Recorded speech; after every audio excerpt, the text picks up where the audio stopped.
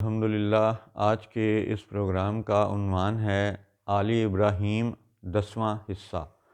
اعوذ باللہ من الشیطان الرجیم، بسم اللہ الرحمن الرحیم۔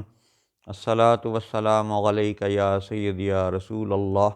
وعلی ازواجک و اصحابک و آلک یا سیدی یا حبیب اللہ۔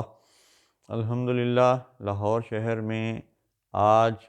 یوم الاحد 16 رجب 1445 ہجری اور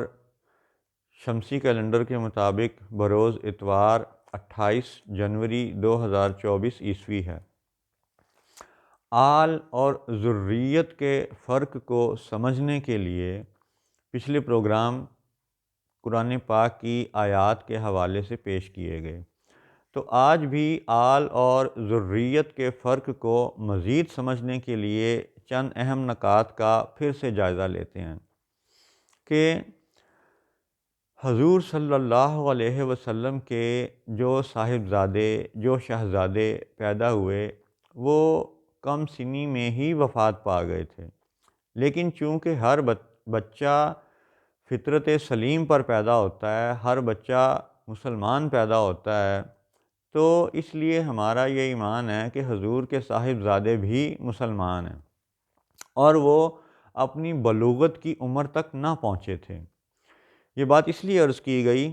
کہ حضور صلی اللہ علیہ وآلہ وسلم پر ایمان لانے والے، حالت بلوغت میں ان کا کلمہ پڑھنے والے، ان کی باتوں کا اقرار کرنے والے، ان کی نصرت و مدد و حمایت کرنے والے، ٹھیک ہے، ان کا ساتھ دینے والے، وہ ان کے جسمانی بیٹے نہ تھے۔ یعنی مکہ کے مشرکوں پہ اگر آپ غور کریں تو جن بھی لوگوں نے آہستہ آہستہ کر کے باری باری وہ بتوں کی پوجا کے معاملے کو، شرک کے معاملے کو چھوڑ دیا اور حضور پر ایمان لے آئے، مسلمان ہو گئے، تو وہ سب لوگ جو مسلمان ہوئے وہ حضور کے بنی یعنی جسمانی بیٹے کے زمرے میں نہیں ہیں، ذریت کے زمرے میں نہیں ہیں۔ ہاں، چونکہ وہ مسلمان ہو گئے اور محمد الرسول اللہ صلی اللہ علیہ وسلم پر ایمان لے آئے، اسی لیے وہ آل محمد شمار ہوتے ہیں۔ اور جب آل محمد پر درود بھیجا جاتا ہے تو حضور کے روحانی بیٹوں کے لیے اس کی فضیلت ہے، اس کا ثواب ہے، اس کا جو فائدہ ہے، نفع ہے، وہ روحانی بیٹوں کے لیے ہے۔ جسمانی بیٹوں میں سے تو حضور کا کوئی ایک بھی بیٹا حضور کا کلمہ نہ پڑھ سکا، یعنی وہ تو کم سنی میں ہی وفات پا گئے تھے۔ تو جب حضور کے سارے بیٹے آج روحانی بیٹے ہیں تو درود شریف کی حقیقت پھر یہ ہے کہ آج جب آل ابراہیم کا ذکر بھی درود شریف میں ہے اور آل محمد کا ذکر بھی درود ابراہیمی میں ہے اور درود ابراہیمی نماز کا حصہ ہے، تو پھر اس کا مطلب یہ ہے کہ آج آل ابراہیم دراصل وہ شمار کیا جائے گا جو آل محمد ہوگا، یعنی جو محمد الرسول اللہ صلی اللہ علیہ وسلم پر ایمان لائے گا۔ تو ایمان کے حوالے سے آل اور ذریت کا مزید فرق سمجھیں۔ سورۃ التوبہ آیت نمبر 23 اعوذ باللہ من الشیطان الرجیم، یا ایہا الذین آمنوا لا تتخذوا آباءکم و اخوانکم اولیاء ان استحبوا الکفر علی الایمان ومن یتولہم منکم فاولئک ھم الظالمون۔ اے ایمان والو، اپنے باپ اور بھائیوں کو دوست نہ سمجھو اگر وہ ایمان پر کفر پسند کریں، اور تم میں جو کوئی ان سے دوستی کرے گا تو وہی ظالم ہیں۔ اب اس آیت میں بڑا واضح یہ بتا دیا گیا کہ باپ اور بیٹے کا جو تعلق ہے، بھائی کا بھائی سے جو تعلق ہے، یہ دراصل خونی رشتہ ہے، یہ جسمانی رشتہ ہے۔ اور حکم کیا دیا جا رہا ہے؟ حکم یہ دیا جا رہا ہے کہ جسمانی رشتے کے اوپر روحانی رشتے کی اہمیت کو سمجھو، ایمان کی حقیقت کو سمجھو، اور کہا یہ جا رہا ہے کہ یا ایھا الذین آمنوا، اے ایمان لانے والو، ایمان والو، لا تتخذوا، دوست نہ بناؤ آباءکم اپنے باپوں کو۔ اب جب بندہ پیدا ہی باپ کے نطفے سے ہوا ہے، وہ بنی کہلاتا ہی باپ کی نسبت سے ہے، جب وہ باپ کی ذریت میں ہے، اور اللہ کا حکم یہ ہے کہ لا تتخذوا آباءکم و اخوانکم، اپنے باپوں اور بھائیوں کو دوست نہ سمجھو، اولیاء ولی دوست، ان استحب الکفر جب وہ کفر کو پسند کریں، محبت کریں کفر سے، علی الایمان ایمان کی نسبت، ایمان کے مقابلے میں اگر وہ کفر کو پسند کریں تو ایسے بھائی دوست نہیں ہو سکتے، ایسے باپ دوست نہیں ہو سکتے۔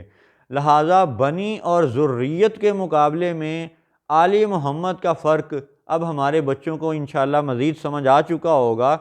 تو اسی آیت کو مزید آپ ایک اور زاویے سے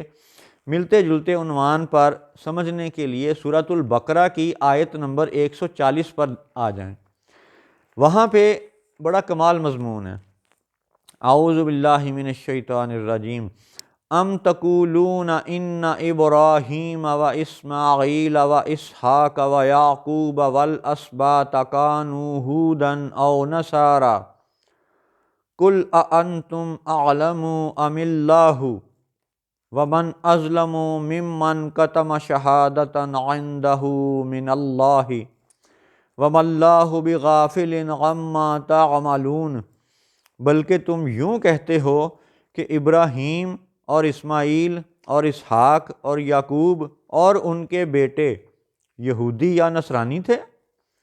تم فرماؤ کیا تمہیں علم زیادہ ہے یا اللہ کو؟ اور اس سے بڑھ کر ظالم کون جس کے پاس اللہ کی طرف کی گواہی ہو اور وہ اسے چھپائے، اور اللہ تمہارے اعمال سے غافل نہیں۔ اب یہاں پہ بھی ذریت، آل، اولاد، بیٹے کے حوالے سے بڑا دلچسپ مضمون ہے۔ آپ یہ دیکھیں کہ جن انبیاء علیہم السلام کا نام لیا گیا اس آیت میں، ابراہیم علیہ السلام، اسماعیل علیہ السلام، اسحاق علیہ السلام، یعقوب علیہ السلام، اور پھر ان والاسباط ان کے بیٹے،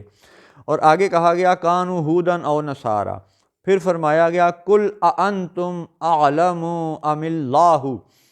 تم فرماؤ کہ تمہارا علم زیادہ ہے یا اللہ کا۔ اب یہ دیکھیں کہ یہاں پہ ھودن او نصارا، یہودی اور نصرانی کا ذکر ہے، گویا کہ اس میں قرآن پاک کا یہ الہامی اشارہ، یہ آیت، یہ دلیل، یہ ثبوت ہمارے پاس موجود ہے کہ یہودی اور نصرانی، یہ عیسائی اور یہودی، جب یہ حضرت اسماعیل علیہ السلام کو مانتے ہی نہیں تو یہ ان کی اولادوں میں شمار ہونے کے حقدار بھی نہیں ہیں۔ صرف جسمانی اولاد ہی سب کچھ نہیں ہوتی۔ اب ان چاروں کے ناموں میں خاص یہودی اور عیسائی، ابراہیم علیہ السلام کو مانتے ہیں، اسحاق علیہ السلام کو، یعقوب علیہ السلام کو، لیکن اسماعیل اور اسماعیل علیہ السلام کی یعنی نسل پاک میں سے یسع کا اور حضور صلی اللہ علیہ وسلم کے اس سلسلے کا یعنی آخری نبی کا انکار کرتے ہیں۔ لہٰذا یہودی اور نصرانی ان کی اسباط، ان کی نسل، ان کے بیٹوں میں شمار نہیں کیے جا سکتے، ان کے بیٹوں کو یہودی اور نصرانی کہا نہیں جا سکتا۔ تو یہ بھی اللہ نے فرمایا کہ جو کوئی ان کے بیٹوں کو یہودی یا نصرانی قرار دے، جیسے کہ اسلامک زائونسٹ ٹولہ قرار دیتا ہے، تو ایسے گروہ سے اللہ کا سوال ہے کہ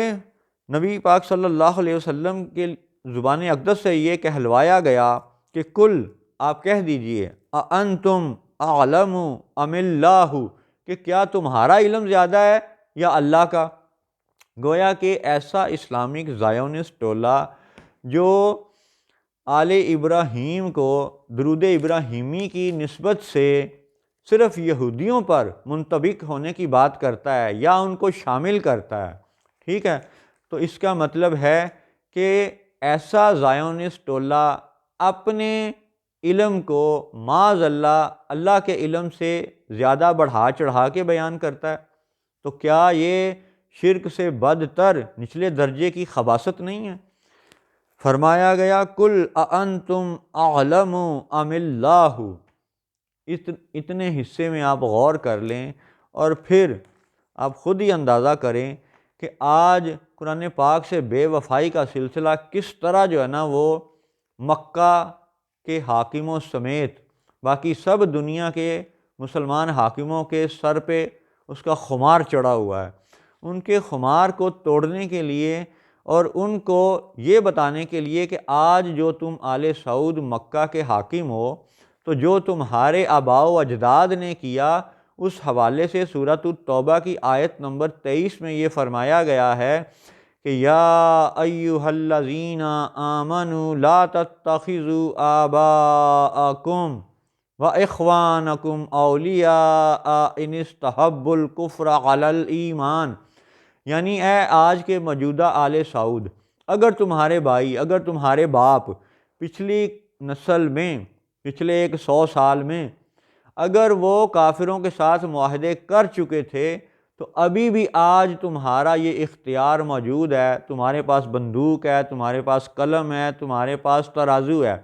تم آج سب کچھ کر سکتے ہو۔ قرآن پاک کی اس آیت کی حقیقت کو تم عربی لوگ زیادہ سمجھتے ہو کہ لا تتخذوا آباءکم واخوانکم اولیاء ان استحبوا الکفر علی الایمان، تو ابھی بھی باز آ جاؤ، عالم کفر کا ساتھ چھوڑ دو، یہ روس، یہ چین، یہ فرانس، یہ جرمنی، یہ امریکہ، یہ برطانیہ، ان حکمرانوں کا ساتھ چھوڑو اور قرآن پاک کی نسبت سے اللہ و رسول کے وفادار بنو، اللہ و رسول کے اس پسندیدہ گروہ میں شامل ہونے کی کوشش کرو کہ جنہیں لفظ آل سے، آل محمد سے اور لفظ آل ابراہیم سے یاد کیا جاتا ہے۔ اور آج کی ایک اور اہم بات کہ ہم مسلمانوں سے یہ آل سعود اور ان کے چندوں پر پلنے والے ہماری ہر چھوٹی بات پر ہم سے پوچھتے ہیں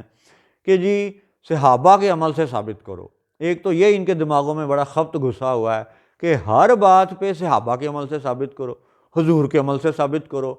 اور بھئی اللہ کے بندو، اسلام ہر زمانے کا دین ہے، اسلام تا قیامت رہنے والا دین ہے، ہر بات کو صرف اس کے لٹرل میننگ میں نہیں لیا جا سکتا، ٹھیک ہے؟ قرآن پاک میں آیات محکمات بھی ہیں، آیات متشابہات بھی ہیں، احادیث کا خزانہ بھی موجود ہے، 14 صدیوں کا امت کا تسلسل، امت کا عمل بھی موجود ہے۔ تو ان سب باتوں کو سامنے رکھنا پڑتا ہے اور اللہ و رسول کی ذات کے حقائق کو صرف لفظی ترجموں میں قید نہیں کیا جا سکتا۔ ہاں، جو لفظی ترجمے ذات پاک کی شان اور نعت بیان کرتے ہیں صرف وہی قابل قبول سمجھے جاتے ہیں اور وہی صدیوں تک اور قیامت تک رہنے والے ہیں۔ تو آل سعود کے جو ماننے والے ہیں وہ اور آج کے خود آل سعود وہ غور کریں اس بات پر کہ ہم سے تو ہر بات میں صحابہ کا عمل پوچھا جاتا ہے، تو کیا آپ کی یہ جو آل سعود کی کنگ عبدالعزیز کے بعد وہ جو اس کا پہلا بیٹا، دوسرا، تیسرا، چوتھا، پانچواں، چھٹا، آج 7واں بیٹا کنگ سلمان سعودیہ عرب کا حاکم ہے، تو کیا کوئی ایک بھی صحابی ایسے ہیں کہ جن کی 7 نسلوں نے مسلمانوں پر حکومت کی ہو؟ کوئی ایک بھی صحابی ثابت کرو۔ کیا یہ حضور صلی اللہ علیہ وسلم کی سنت ہے کہ ان کے 7 بیٹوں نے مسلسل ایک قوم پر حکومت کی؟ اللہ اکبر! اور قوم کا معنی کیا ہوتا ہے یہ بھی انشاءاللہ ایک الگ طویل سلسلہ ہے، اس کو بعد میں بات کریں گے۔ ابھی ہم آل سعود سے یہ پوچھتے ہیں کہ 7 بیٹے، کس صحابی کے 7 بیٹے مسلسل اس مسلمان امت پر حکومت کرتے رہے؟ صحابہ کے عمل سے آل سعود یہ بات ثابت کریں، اور جب ثابت نہیں کر سکتے تو پھر یہ یاد رکھیں کہ ایمان کا سلسلہ یہ محض جسمانی اور نسلی اور خونی اولاد کا سلسلہ نہیں ہوتا، یہ ایمانی اور روحانی معاملات ہیں۔ جناب محمد الرسول اللہ صلی اللہ علیہ وسلم پر ایمان لانے والے ان کے جسمانی بیٹے نہیں ہیں، ان کے روحانی بیٹے ہیں۔ اسی لیے درود شریف میں آل ابراہیم کے ساتھ آل محمد کا ذکر ہے۔ السلام علیکم ورحمۃ اللہ وبرکاتہ۔